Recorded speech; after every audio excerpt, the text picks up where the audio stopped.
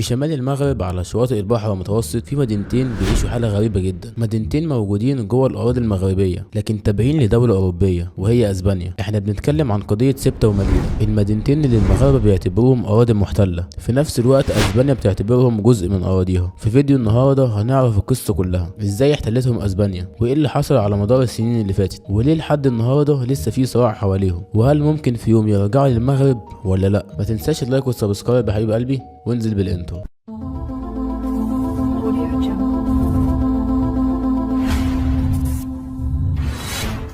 بداية القصة مدينة سبتة تم احتلالها سنة 1415 على ايد البرتغاليين، قبل حتى ما المغرب تبقى تحت الحماية الأوروبية. بعد كده بقى سنة 1580 البرتغال اتحدت مع اسبانيا ومدينة سبتة بقت تحت السيطرة الاسبانية. اما بقى مدينة مليلة اسبانيا احتلتها سنة 1497 والمدينتين من وقتها فضلوا تحت السيطرة الاسبانية رغم كل التغيرات اللي حصلت حواليهم، ورغم استقلال المغرب سنة 1956. يعني المدن دي اتخطفت من المغرب من ايام الاستعمار الاوروبي، ومن وقتها لحد النهارده لسه المغرب بتطالب بعودتهم. بعد استقلال المغرب سنة 1956 الحكومة المغربية ابتدت تطالب باسترجاع سبتة ومليلة، لكن اسبانيا كانت دايما بترفض وبتقول ان المدن دي جزء لا يتجزأ من اراضيها. الموضوع فضل يتكرر في خطابات رسمية وبيانات سياسية، خصوصا في عهد الملك الحسن الثاني ومحمد السادس. المغرب شايفة ان وجود قوة استعمارية في اراضيها دي حاجة غير مقبولة، انما بقى اسبانيا شايفة ان مدينتين ليهم طابع اوروبي والسكان اللي فيهم عايزين يفضلوا مع اسبانيا. وهنعرف ليه كمان شوية ليه السكان عايزين يفضلوا مع اسبانيا. سبتة ومليلة كل واحدة فيهم مدينة ساحلية،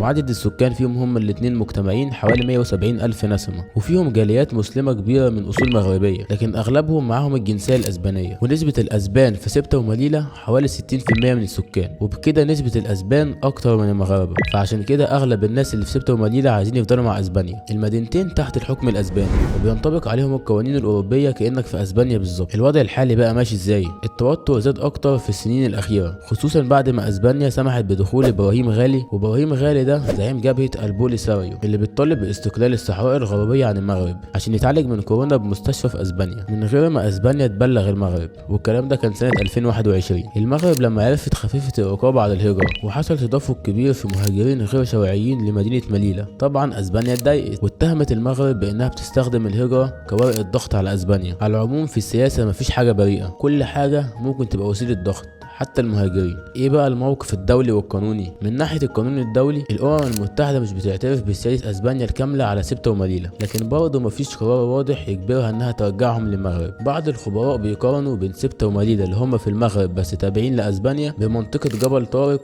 اللي هي في اسبانيا وتابعه لانجلترا. طب ايه السيناريوهات المحتمله للمشكله دي؟ اول سيناريو هو الحل السياسي، لو حصل تفاوض مباشر بين المغرب واسبانيا ممكن يوصلوا لحل وسط زي حكم ذاتي مشترك او اداره مزدوجه. السيناريو الثاني الاستمرار في الوضع الحالي، وده السيناريو الاقرب دلوقتي، خصوصا ان اسبانيا مش ناويه تتنازل بسهوله والمغرب بتحاول تضغط من بعيد. السيناريو الثالث هو ممكن يكون فيه تصعيد، لو حصلت ازمه جديده او صدام مباشر ممكن بسببها العلاقات تتوتر اكتر فيحصل تصعيد. قضيه سبتة ومليلة مش مجرد صراع حدودي، دي قضيه بتمس السياده والتاريخ والهويه، خصوصا كمان ان المدينتين موقعهم استراتيجي ومهم جدا بالنسبه للدولتين. بس المغرب مش بتنسى ان في اراضي ليها لسه تحت الاحتلال. هل ممكن نشوف يوم من الايام المدينتين دول يرجعوا تاني للمغرب ولا هيفضل الوضع كما هو عليه؟ ده سؤال مفتوح وتاريخه لسه بيتكتب. على العموم سيب لي رايك في الكومنتات واعملنا لايك واشترك في القناه دلوقتي، ويلا سلام.